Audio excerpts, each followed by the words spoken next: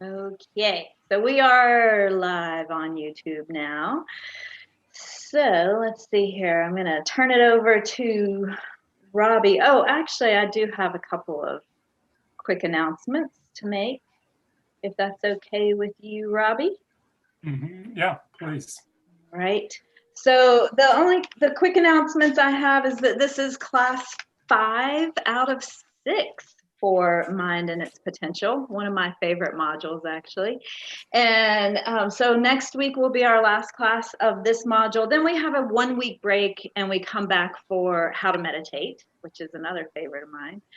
And also, I just wanted to make sure that everyone is aware of the Kadampa Center website and all the good things that are happening at Kadampa Center. So there's lots and lots of opportunities for meditation practices, for Tara practices, for teachings with Geshe Gelik. So be sure to see kadampa-center.org and look at the calendar. Make sure if you're not already signed up to receive emails, you can get that information delivered right to your inbox. So there's always so much going on. It's hard to keep up with it all, but it is in a nice, concise place on the website. So that's my only announcement. So I am now going to turn it over to Robbie. There he is. Okay, thank There you, we go, Linda. Robbie. Good evening, everyone. I hope this finds everyone healthy and well. As Linda said, this is our 5th class. I think if it goes according to plan, we'll get to do a little bit more meditation tonight than we usually do. But we'll see how it goes. I can't promise anything. But we will start with our prayers. We've walked through the prayers, so we can just repeat them without any commentary tonight, and then we'll do our first meditation of the evening.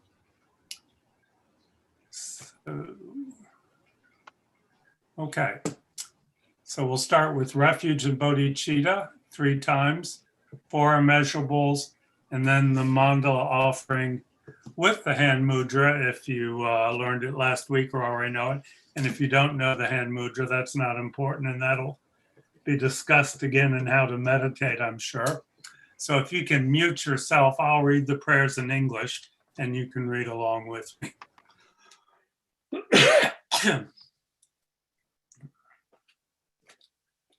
I go for refuge until I'm enlightened to the Buddha, the Dharma, and the Supreme Assembly.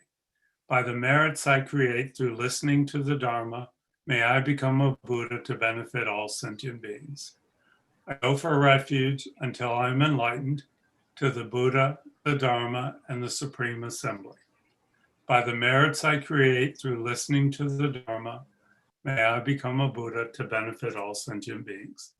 I go for refuge until I'm enlightened to the Buddha, the Dharma, and the Supreme Assembly. By the merits I create through listening to the Dharma, may I become a Buddha to benefit all sentient beings.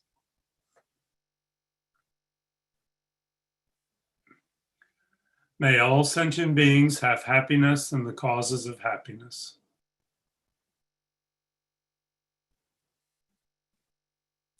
May all sentient beings be free from suffering and the causes of suffering.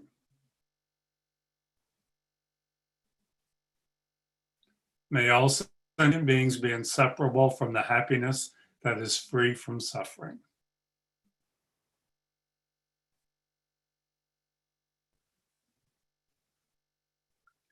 May all sentient beings abide in equanimity, free from attachment for friends or hatred for enemies.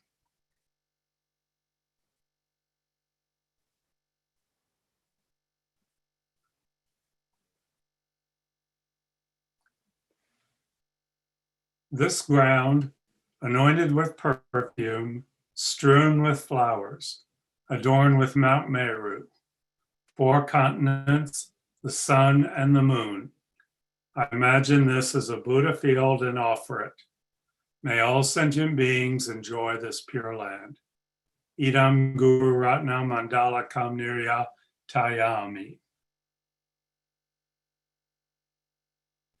Okay, so we've said our prayers, we've tilled the soil in which we're going to plant the seed of our meditation, plant these seeds in our mental continuum.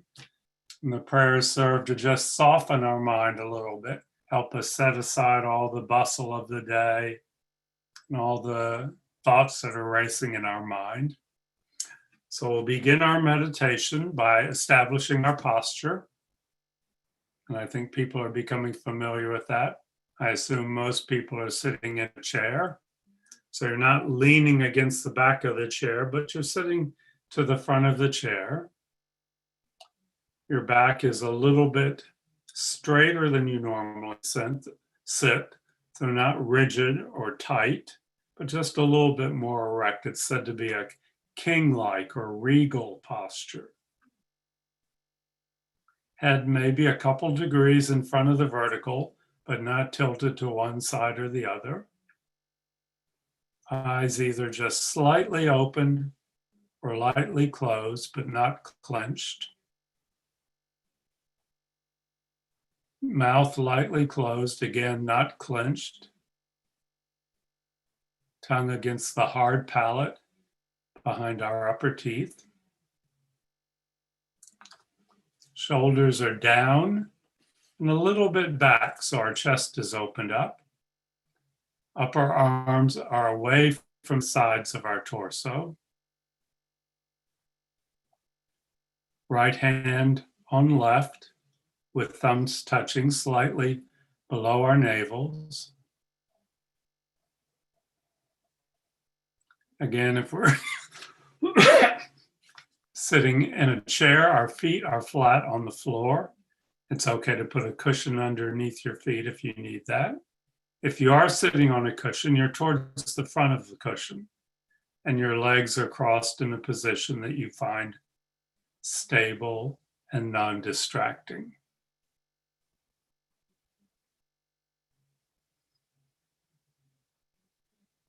So take a moment, scan your body from the top of your head down to the soles of your feet. Identify any sources of discomfort or tension and address those now so they don't become a recurring theme of your meditation to follow.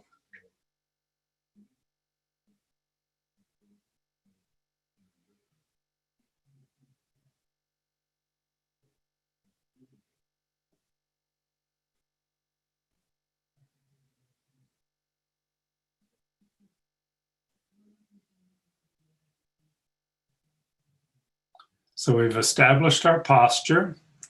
Now we'll begin by taking 3 deep breaths from the abdomen, with the stomach expanding on the in-breath, pulling our diaphragm down, and then contracting towards our spine on the out-breath. 3 slow breaths that way.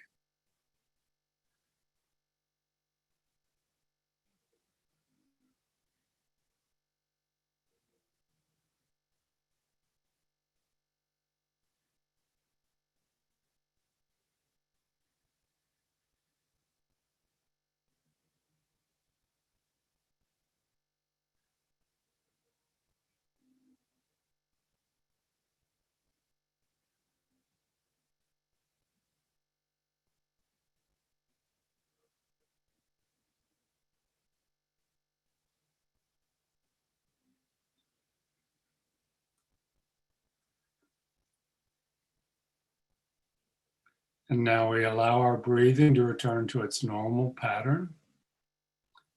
And as always, we begin our meditation by setting our motivation. And even if it doesn't come easily or naturally, let's concentrate on the Bodhichitta motivation, the great mind motivation. The thought that I am doing this meditation and participating in the discussion that follows so that I may become enlightened in order to benefit others. The wish to become enlightened to benefit others. Incredibly powerful motivation.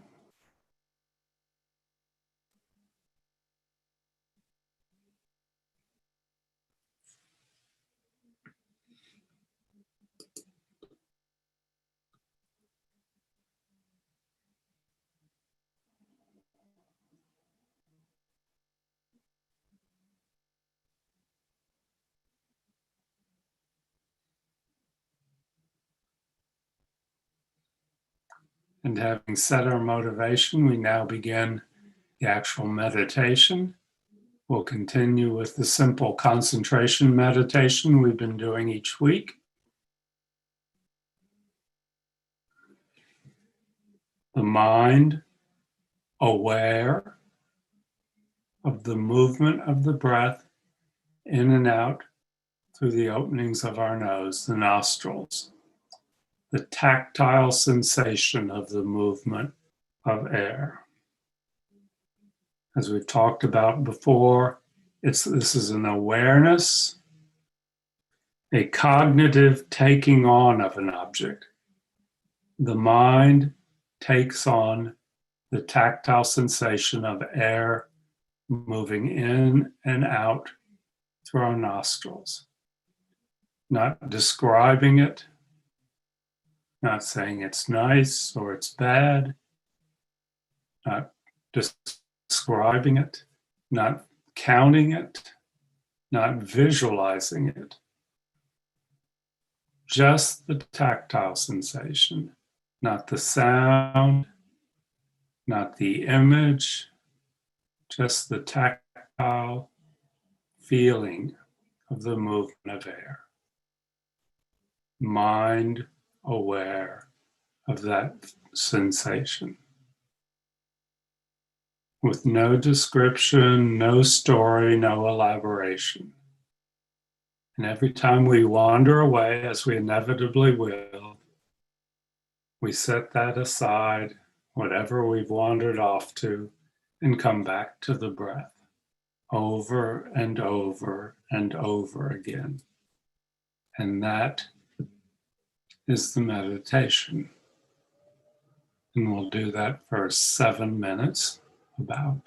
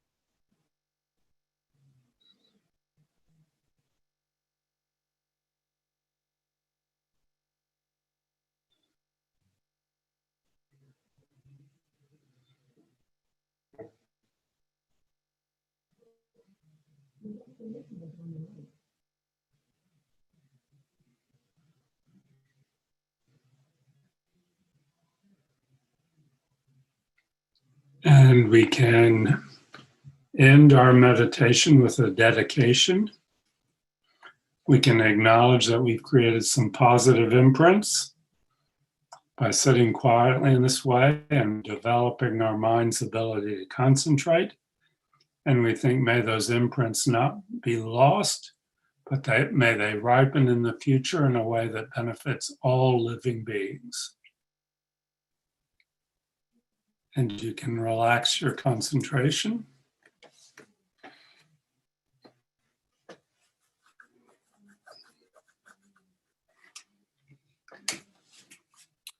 Okay, good evening again, everyone. As Linda said, this is the 5th of our 6 sessions. I think we'll cover all the material I want to cover between tonight and next week. This module is entitled Mind and Its Potential, and it's the foundation for all the modules in Discovering Buddhism that are to follow. So it's very important that we be clear about what we're talking about when we talk about mind in the Buddhist sense. We haven't really talked about the potential part much, but maybe we'll touch on that next week. Just to review a little bit, the Tibetan word for mind is sem, S-E-M. The Sanskrit word is chitta, as in bodhichitta, C-H-I-T-T-A. Those are terms that you may hear. Other English words that are used for what we're talking about are consciousness, awareness, knowledge sometimes, but that's not quite the same thing. Consciousness or awareness are used somewhat interchangeably. We're not talking about the brain. As we've said several times, the mind is that non-physical aspect of our being.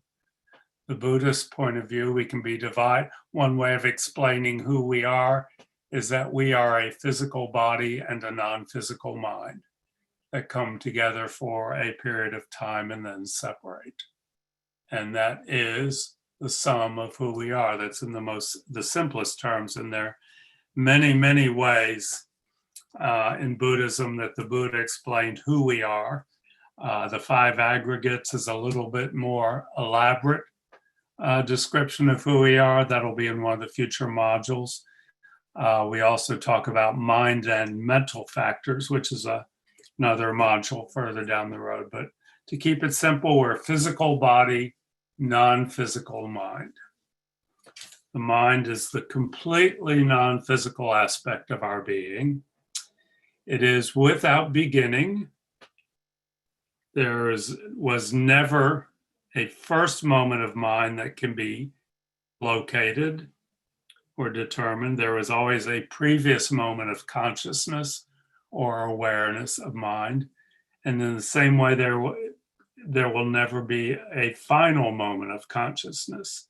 There is no, according to the Tibetan Buddhist teachings, there is no extinction of consciousness or non-existence. Consciousness does not begin and it does not end. A consciousness that exists cannot go out of existence. That's an impossibility according to the teachings of the Buddha. So it's non-physical, it's without beginning, and it's without end. And its nature is in the nature of clear light. Or if you want to get a little jargony, we could say it's empty of any permanent features. Okay, the mind is in the nature of clear light. And all the things that we think of in a conventional sense that make up who we are, our personality, our likes and dislikes, things we know, our educational achievements, all of those are just temporary phenomena, but are not the permanent nature of the mind. So this is really, I think, where Buddhism is incredibly optimistic, in that that is what allows us ultimately to become enlightened, which is the ultimate potential of the mind. Each consciousness has that potential or ability within it. And that potential exists because the mind has no permanent characteristics. If we were stuck with being angry or resentful or with being a victim or with any of these negative mind states that we experience so frequently, if we were stuck with those, enlightenment would be impossible. It would not be a possibility.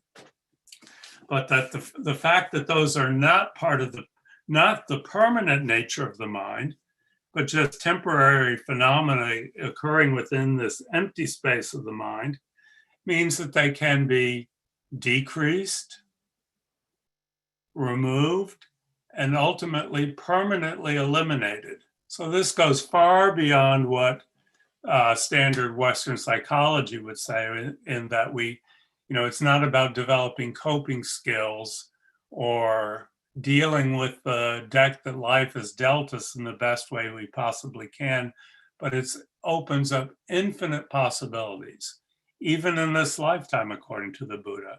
If not in this lifetime, over future lifetimes. So the mind is clear, like a vast empty sky. Okay, none of the thoughts we think are in the permanent nature of the mind. Okay, and the function of the mind is to be aware of the physical objects around us, to see things, hear things, taste, touch things, and also to think things, to remember, to have emotions, to plan, to have likes and dislikes, to have a personality that's temporary, not permanent. All those are things that the mind is aware of. And it's in the Buddhist view of things, we don't divide our mind into heart and brain, or heart and intellect and heart, or however we like to do it in the West. All of those are everything we think of as heart, which is the emotions, the positive feelings, the love and the generosity. That's a mental phenomena, in the same way that 2 + 2 is, knowing that 2 + 2 is 4, is a mental phenomena. There's no real distinction between heart and brain, heart and mind, heart and intellect in the Buddhist point of view. They are just different objects that the mind perceives. So being aware of all of that, that leads us to this very simple description of the mind, the 4-word description, if you count "and" as a word, but it's only 3 words in the Tibetan. Sam Gyal, I don't know how to pronounce this, GS, Gyal Rig. Sam being mere, Gyal being clarity, and awareness, Rig being awareness. The mind is mere, clarity, and awareness. It's the clear space in which awareness of objects occur. By objects, I mean, like I just said, both physical objects and mental objects, or we can say awareness of phenomena. We cannot call those everything, physical objects and mental objects, as phenomena. The mind is mere clarity and awareness. Mere in the sense of only. We can't find anything else there but the clarity and the action of being aware. Personality and all of that cannot be found in the mind if we look at it carefully in meditation, according to the Buddha. Of course, none of this is to be taken on faith. All of this is to be looked at in meditation and taken against your own experience and worked with, and take what you find valid and set aside what you don't find valid. So awareness as we've also said, is an activity. This is the action of the mind. This is what the mind does. It is aware. It perceives is another term that uses. It cognizes is another word that's used. That's the action of the mind. Clarity is its nature. Awareness is what it does. Okay? And by awareness, we're referring to, as I mentioned in the meditation, a cognitive taking on of an object. So that when we do the simple breathing meditation, the mind is aware of the physical sensation of the breath. It is taking that on, mentally taking that on. It's almost as if their nature is identical. Okay, the awareness and the breath. They take on, they join in a way, okay? Another term that's used, it says the awareness engages. You'll hear that term a lot when you study the Buddhist texts. They'll talk about engagement. The mind, through awareness, engages with the physical sensation of the breath.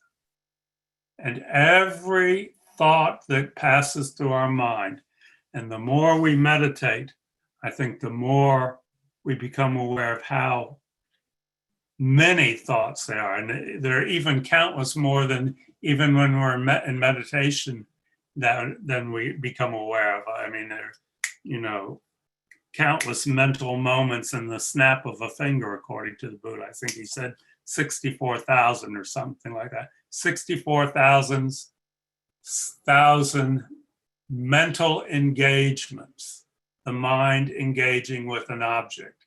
Now, right now, our perception is quite crude and coarse.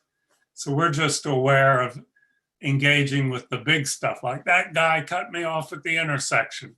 I'm aware of that. That's engaging not just with this car that cut in front of me, but with the anger and all the stories that follow upon that.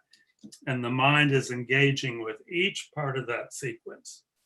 Because I think I mentioned this before, according to the Buddhist model, there can only be one thought in the mind at any single moment. You can't have two thoughts simultaneously. The mind can only engage with one object at a time. Now, it happens so quickly, it seems like we're thinking about a lot of things at once, but we're actually going back and forth between them very quickly. Okay, so that's what the mind does. It engages, it is aware.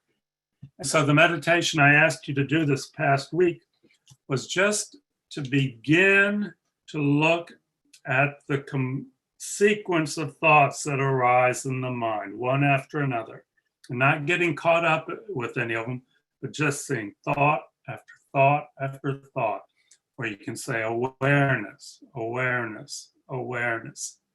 I'm aware of the sound of the ventilating system. I'm aware of this light over here. I'm aware that I've got a lot of paperwork to do tomorrow at work.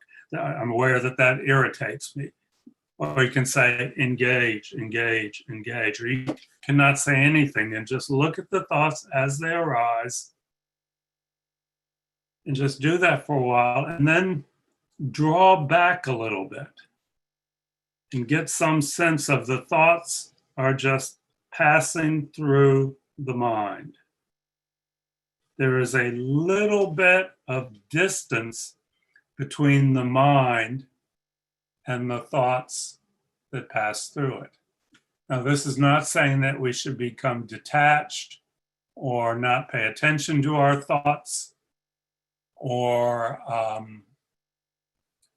back up, become emotionally detached or anything, but this is a fundamental principle in Buddhism, that we realize that the thoughts are not our mind. They are just temporary phenomena arising within that clarity. And they do not change the clarity. Okay? The fact that I'm having an angry thought, it may seem like that is a fact. It does make a karmic imprint, on my mental continuum, but it does not negate the ultimate clarity of my mind. And the image that analogies are good when we're talking about this. We think about mud dispersed in water. Okay, if we let it settle, the water is still clear. The mud did not permanently change the nature of the water, it just temporarily occupied some of that space. So all the procession of thoughts, without beginning, without end, occurring within the space of the mind, just passing through like clouds through a sky, or like a continually flowing river, just passing through, or like an empty stage and the actors come on and walk off. Okay?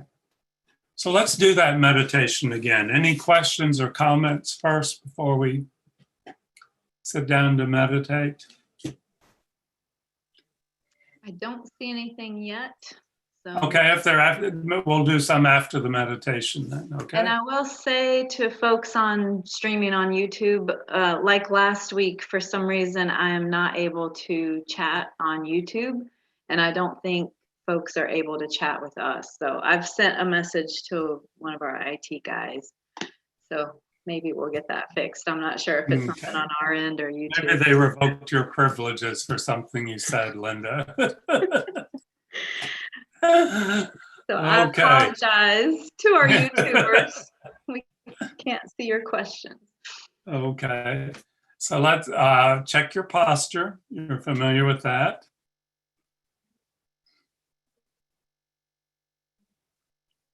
Three deep breaths from the abdomen.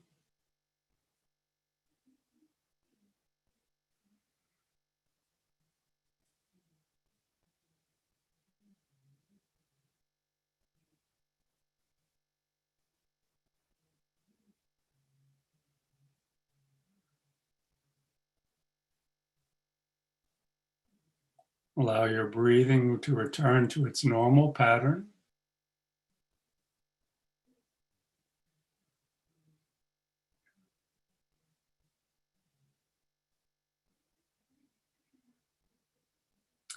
Set your motivation, generating the bodhicitta motivation.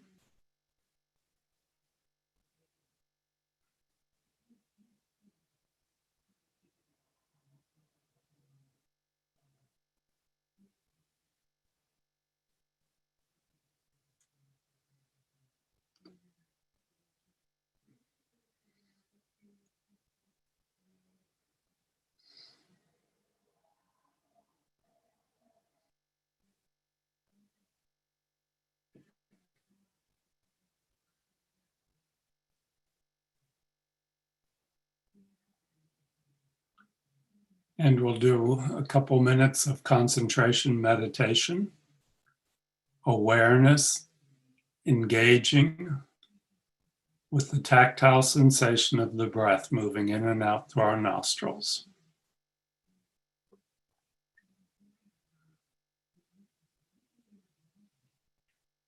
The awareness taking on the breath, engaging with the breath through our sense of feeling, of tactile sensation.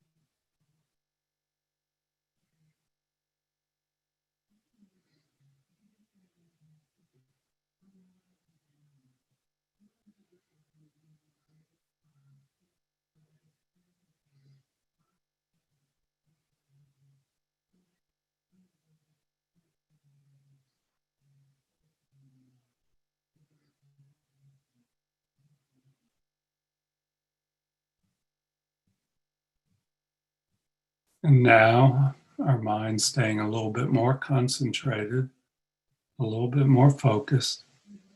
We're just going to look at the nonstop flow of thoughts within the empty space of our mind. Not trying to direct them or guide them.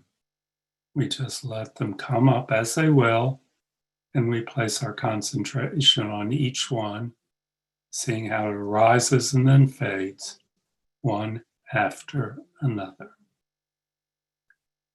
A sound from the other room, a feeling in my fingertips, a memory of something that happened at work today, an ache in my back, one thought after another after another. Just gently acknowledge each one as a thought. If it helps, you can say thought, thought, but you don't need to.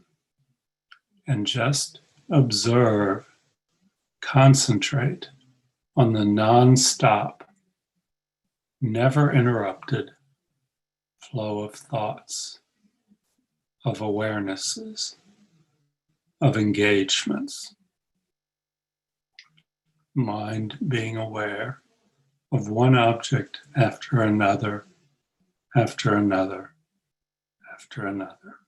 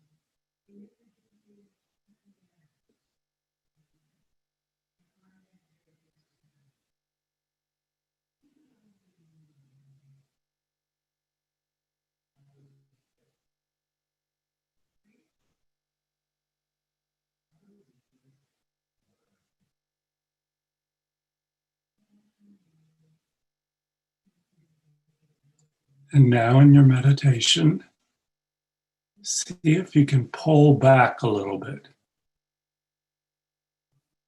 and be aware of the empty space in which those thoughts are occurring. They're the awarenesses, and then almost around them, you could say, there's the clarity of the mind.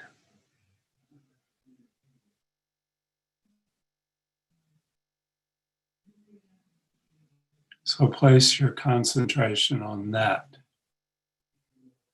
not on the thoughts, but on the clarity of the mind in which the thoughts occur.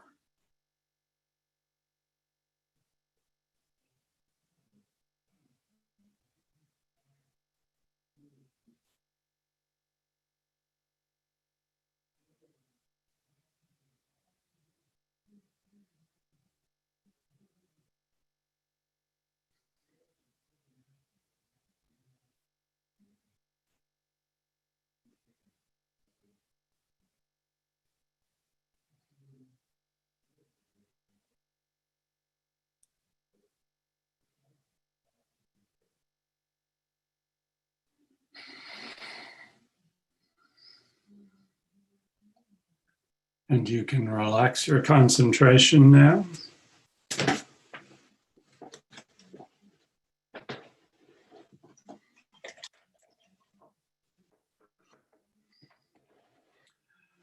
And if you have any comments or questions, you could type those in now and we'll get to those in just a couple minutes.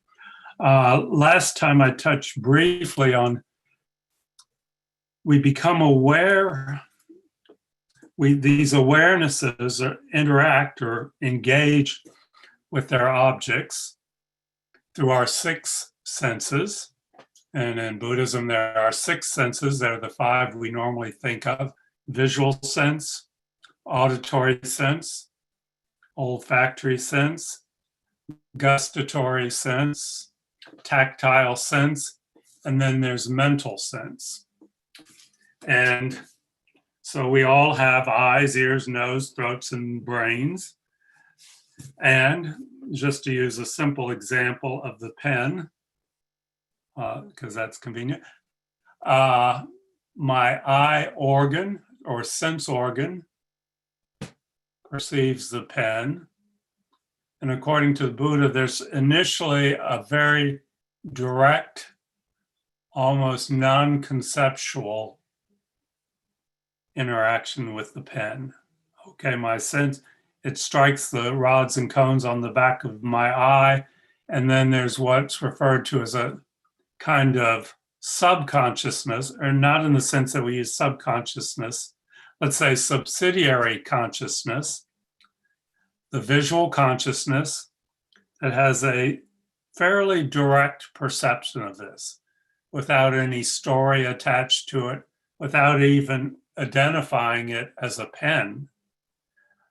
For visual objects, it said what the eye consciousness or eye subsidiary consciousness perceives is shape and color. It doesn't see pen, okay? It sees shape and color. And the shape and color that my eye consciousness sees is going to be quite different, for example, than what a fly that has all that, there's multiple, what shape and color a fly sees while looking at this, while engaging with this phenomena. Neither one is more correct than the other. They're both determined by my karma that gave me a human body and the fly's karma that gave it a fly's body. And so we can't say that one is right and one is wrong. Okay, the shape and form that appear to the eye consciousness. Okay, so that's determined by karma. And then in this life as a human being, if I've had the karma in the past to encounter a pen, and somebody when I was 5 years old taught me what a pen was, now upon that direct perception, my mind says, oh, pen. Okay, that's another mental moment, okay, beyond that initial perception. And then my mind will say, I don't particularly like this pen because it leaked ink on me when I was writing with it once. So this is a bad pen. And I should really throw this pen away and get a better pen because I'm a good guy and I work hard and I deserve a better pen, blah, blah, blah, blah. So our karma is off and running, you know, from this starting with shape and form. And this is something that you'll hear the little monks in the monasteries. That's something they're debating at age 8. Are we shape or are we shape or are we color? Which are we? Okay. And the visual consciousness picks up both, but the label, pen, and all the story that we project on that, again, is a result of karma, past actions of body, speech, and mind. And the fact that if a dog saw this, it might see as a toy to chew, okay? It's not going to see pen. It may have some, oh, that's something I can pick up in my mouth and put some teeth marks in. And that'll be fun. And it'll have a completely different story about this shape and color, okay? And the fly will have a completely different story, none of which are any more correct, according to the Buddhist philosophy, than the other. And if say I've got a bad case of cataracts, then the form is going to be very fuzzy. Well, if I've got good eyes, the form is going to be quite distinct. But again, that's determined by karma. Okay, so everything in that whole process of being aware, of engaging with an object, is a series of karmic events ripening. Okay, so we can say our mind is completely out of control in that, we look at this process of thoughts and it looks like total chaos. The truth is, it's under the control of our karma. It's our karma that's controlling it. And if we don't like the fact that this is a lousy pen and it leaks ink on my hands and I deserve a better pen, then I need to create the karma to perceive a better pen. Now, that's a pretty trivial example, but when we start to apply it to things like our emotions, anger comes up. Initially, just this sensation of anger without even a label on it. Then we put the label on it. I'm angry at him because he said this and he shouldn't have said that to me, and I'm really deserving of more respect, and because of that, I'm going to treat him in this way. And that is a result of having thought that way in the past. That's the way karma works. If we think angry thoughts, this all comes up in the class in karma, we're creating the cause to think angry thoughts and again in the future. So the point, what I'm bringing this up is just to get a sense of how through our sense organs, there is a direct perception, then we label it, then the story comes up on top of it, and we're off and running at that point. Okay, pretty much out of control for us, but very much under the impersonal control of the karmic imprints that are being carried on our mind stream.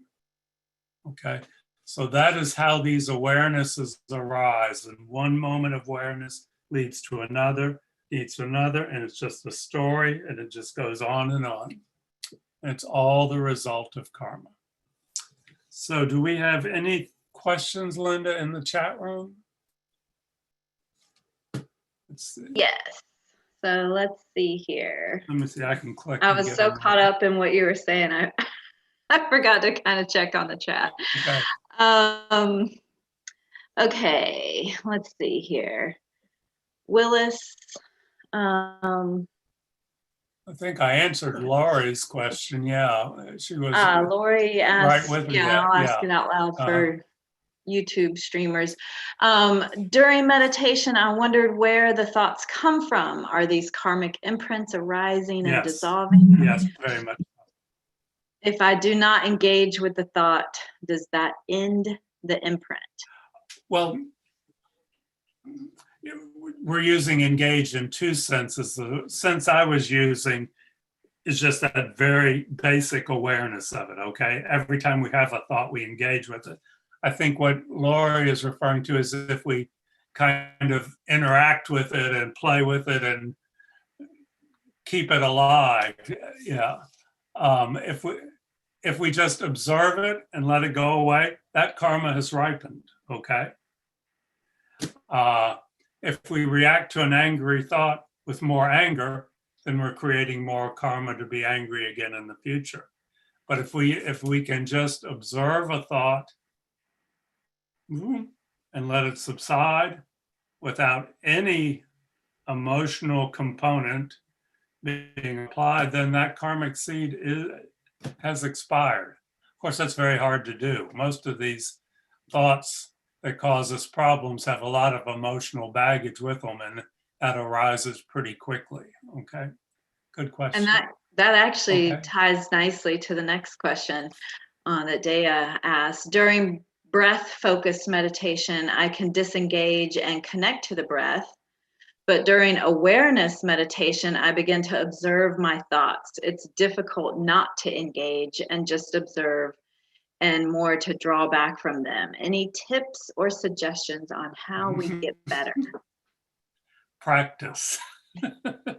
It'll get you to Carnegie Hall, and it'll get you to being more comfortable with this meditation. Most people find analytic meditation more difficult than a simple concentration meditation initially. But yeah, it's just practice. Yeah. And I do have a student who's commented that when meditating, the body sways some. I'm not still physically, except in my mind. Mm-hmm. That was Say that again. When the student is meditating, Mm-hmm. they notice that their body sways, maybe back and forth, and I've seen that and experienced that a lot too. So although they're physically not still, they are still in their mind. So, yeah, so I wouldn't worry about that. That's fine. Yeah. Mm-hmm. Yeah. I mean, that's just like breathing. Yeah, and the pulse. Yeah, something. Yeah, I wouldn't get hung up on trying to dampen down the swaying. Yeah. And then John says, the readings describe the suffering of change. It seems to say that in samsara, that even pleasant feelings are still suffering. Is that because pleasant feelings / pleasure is fleeting and impermanent? Yes. Yeah, that's not really the subject of this class, but that's, yeah. And we cling to pleasant sensations, and we don't want them to end. So there is an element of pain even in the most pleasant sensation, according to the Buddha, in our current state of confusion. Okay, now there is possible to experience the bliss of a Buddha, but that involves working with our mind. But right now we get very attached to pleasurable sensations. So there is suffering as they draw to an end. There becomes more suffering as you get to the last day of the vacation, and we know we're going to be back at work. Gets the pleasure of the vacation diminishes and the suffering of the end of the vacation increases. Yeah. Okay, I want to do another meditation. We'll go a few minutes over. This one will just be to follow up on the discussion that we've just had. Like you sit quietly.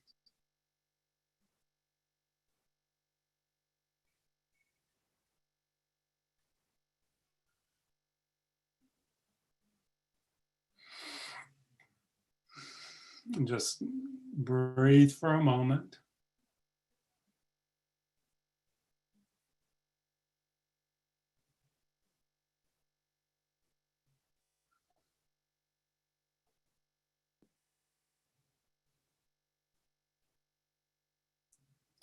And now I'd like you to pay attention to the first sound that you hear see if you can do it without putting a label on it, without describing it.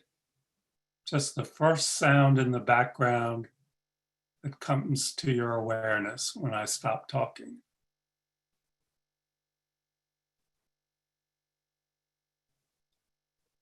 No label, no story, just perception of sound.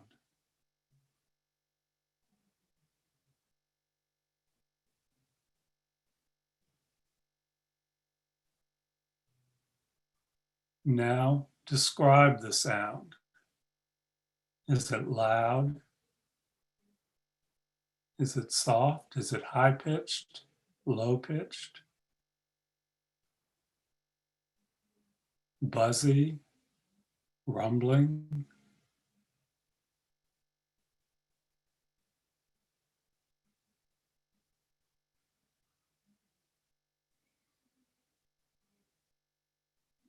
Now put a label on the sound.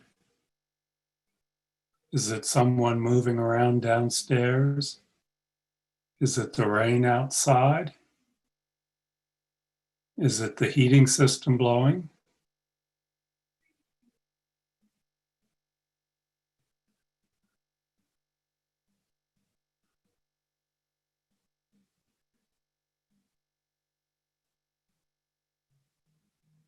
Now describe how you feel about it. Is it a pleasant sound?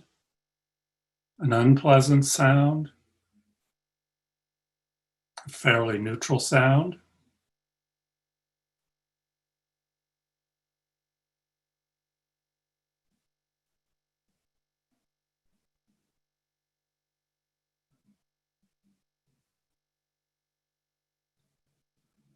And what other thoughts does that sound bring up? Memories of when you've heard it before? Wondering who that is walking around?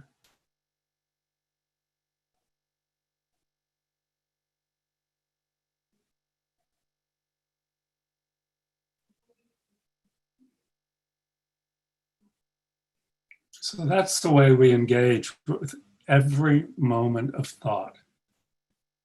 But it happens so fast that we're not even aware of it. The mind is just off to the races. But if we become aware of how the mind works, then we begin to understand how to control it and how to cultivate the thoughts that eventually lead to the state of complete enlightenment. So you can relax your concentration. So again, finish all the readings and then meditate for 6 days this week. Start with 5 minutes of concentration meditation and then 10 minutes of watching the same meditation that we did last week, watching the procession of thoughts, then looking at the clarity of the space in which the thoughts occur. And then at the very end, look for the self, the I, the me. You've got the thoughts, the clarity. Now, Buddha said that's all there is. He said mere clarity and awareness. Okay. Awareness being the interactions, the engagements. See if there is anything else. If you disagree with the Buddha, that's fine. So that'll be for 6 days this week, and then we'll come together next week for our last session. Any other comments before we go? You know what? Actually, someone was able to post something on YouTube. Go figure. Okay. It says, what strategy is best for building one's confidence in potential to reach enlightenment when challenges of life and others' attitudes are perceived as an evidence of mainly negative karma created? Yeah, okay.